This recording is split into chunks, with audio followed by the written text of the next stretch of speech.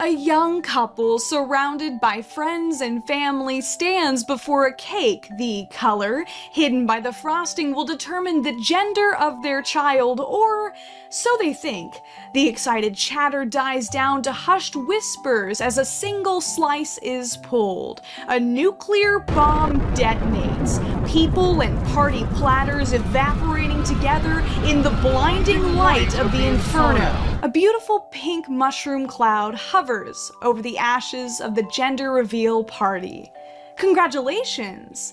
It's a girl. Gender reveal parties, aka gatherings infected with all the pink and blue balloon arrangements Pinterest could possibly contrive, where participants wait with bated breath to find out what below the tiny belt anatomy a fetus has, while saving the rest of that breath for awkward small talk. Okay, I know, that's a pretty uncharitable description, but as someone who looks like an androgynous Muppet design that never made it past the felt cutting room floor, I find our society's obsession with gender reveals to be a little bit difficult to understand and kind of obnoxious, but maybe you can help me figure this out. I mean, honestly, I don't want to be a gender party pooper, but doesn't this seem a bit much? Not to crank up the reggae and clip on fake dreads, but I actually use my local park for activities other than photo shoots, and instead of fighting the Foot Clan, the turtles there are too busy fighting chunks of pink and blue confetti choking their creek every other weekend. I have to admit, it kind of brings the hippie out of me a little bit. With all the planes, balloons, and colored smoke, you guys are gonna give little Timmy a carbon footprint before he even gets a chance to exhale his first lungful of carbon dioxide. Okay, JK, it would take like 1 billion gender reveal parties to equal the carbon footprint of, say, ExxonMobil in a single year. But there was that one couple who contaminated the primary water supply of a drought-stricken town in Brazil with blue dye back in 2022. Aww, baby's first violation of federal environment law. I'm so glad they were able to capture the moment. Oh, and then there was that couple in 2017 that caused a 47,000 acre wildfire with their gender reveal party. Because they did what any God-fearing patriot would do. They decided to announce the gender of their child by firing at a target packed with highly explosive tannerite. Start packing up! Start packing up! God bless America. Now, if you'll excuse me, I'm gonna have to hump the nearest redwood tree to get all of this environmental consciousness out of my system.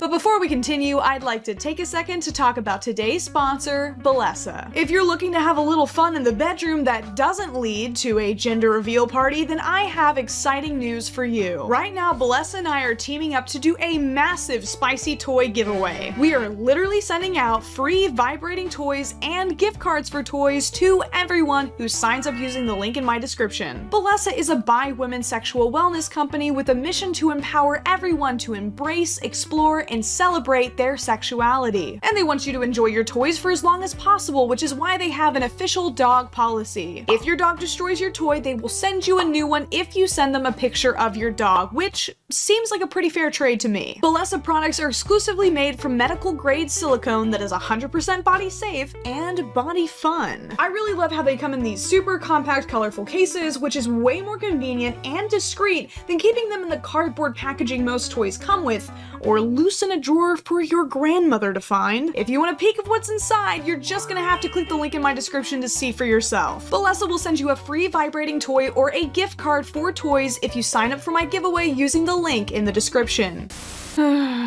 Oh hi! Turns out the redwood was actually a lying birch and was seeing an oak on the side. Am I drawing this bit out too long? I don't know. Maybe you should ask the redwood how long it was. Humans obsessing over the gender of their child is obviously not a recent phenomenon. In ancient Egypt, pregnant women would pee on barley and wheat, believing that if the barley sprouted, it would be a boy, and if the wheat sprouted, it would be a girl. I had no idea that whole grains could be so kinky. According to the 15th century manuscript, the Distaff Gospel, principles, many medieval peasants believed that if a pregnant woman favored her right foot, she'd have a boy, and a girl if it was her left. Because to put it simply, and not super academically, right was associated with good stuff in males, and left was associated with bad stuff in females, which, what a silly idea. I'm so glad we got over that quickly. Oh wait, we thought left-handed people were of the devil until the 1900s. Awesome. The fate of entire dynasties has hung in the balance, doomed to obscurity if a ruler's newborn didn't have the right genitalia for the throne. Hell, Henry VIII actually had one of his wives executed because she couldn't bear him a male heir. What a dumbass. His daughter would go on to be one of the most famous rulers of all time. Ugh, so what's with the history lesson? Yawn, nerd. Oh my god, I'm back in high school again. Look, occasional acts of environmental terrorism aside, even though I would like a future for my tiny acorn son to grow, okay, now I'm actually done. Why am I seeing so many disappointed reactions from parents at these things? Why are so many dads in their Henry VIII era?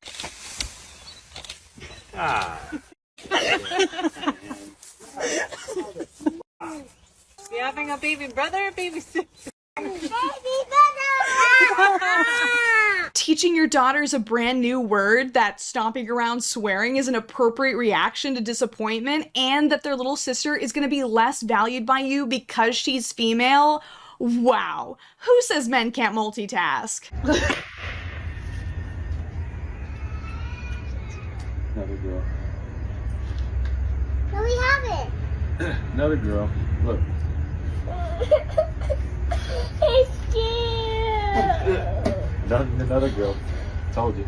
Okay, so these guys aren't beheading their wives, but holy shit. What dynasty are you protecting, Dave? Your boring last name and the stained lazy boy in your man cave? You're acting like your favorite team just lost the Super Bowl. That's the donation that's gonna call you dad. So lighten the up. Also, did you notice how in both videos the wife is left standing alone with the kids, being the adult, trying to save face? That's so sick.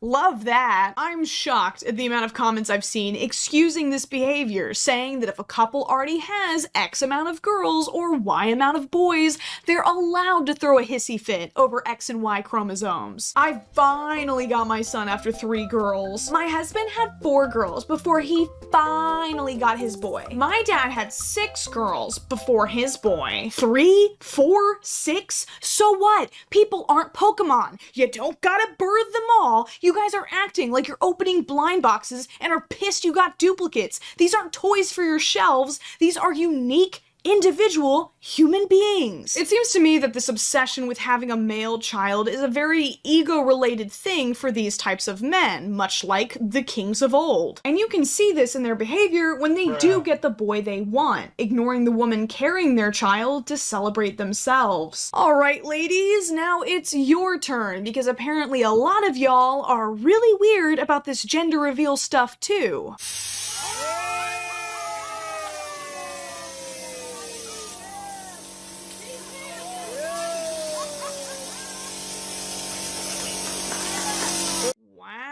I'm so glad we all took time out of our day to gather and set up this elaborate reveal for that heartwarming reaction. I love how the dad just did not know what to do with himself, so he just kept painting. Hopefully some blue will eventually come out.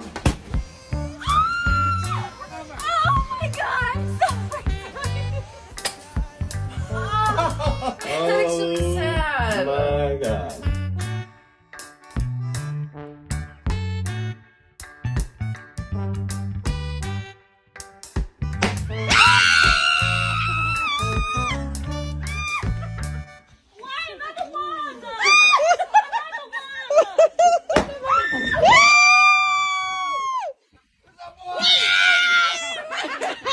It's not the gender I wanted!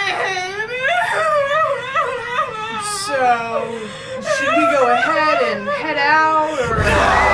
Why even throw a party if you know there's a 50% chance you're gonna get an answer that's gonna disappoint you? Why force people to stand around awkwardly while you have a breakdown? And why, if you have a bad reaction, would you post it online? Because who cares, really, if a stranger like me sees it? The real tragedy is when your child one day stumbles across your web-toed digital footprint and finds out that they were unwanted. But I think the worst versions of these gender reveal videos has to be the gender reveal fake outs, because then you can literally see the differences between the reactions side by side.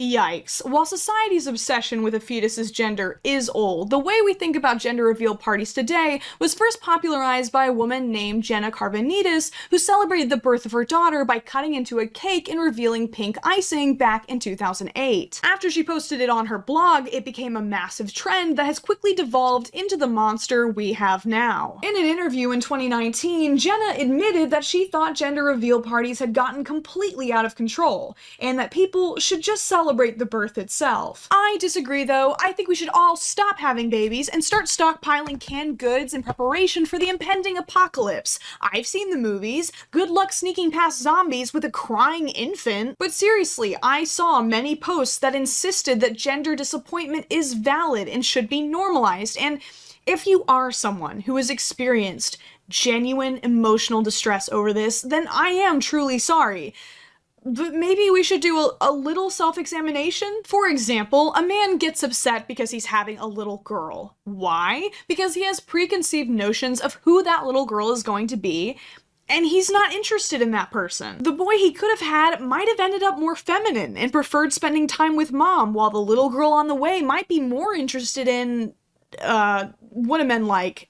Fixing cars with dad. But if your view of sex and gender is too restricted, these possibilities don't even cross your mind. You see the pink, and you start seeing red. When it comes down to it, gender reveal parties aren't all that bad, aside from the occasional tragic death and explosion. Seriously, where are people getting all this tannerite? I want some.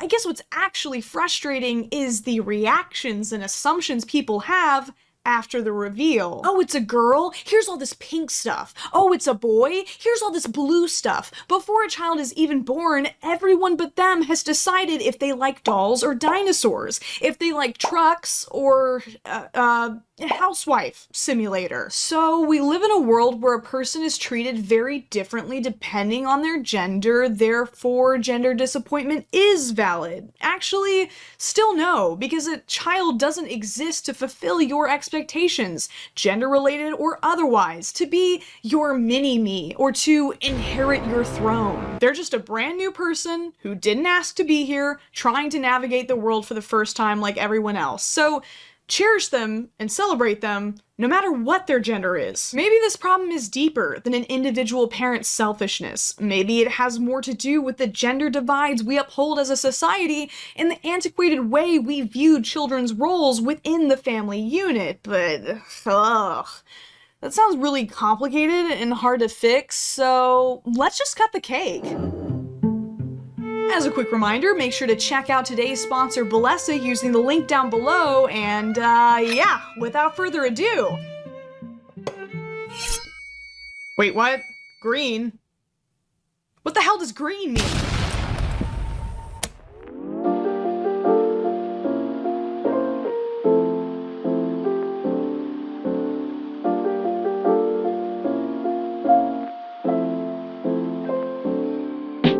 I need to find excuses to bake cakes for videos more often.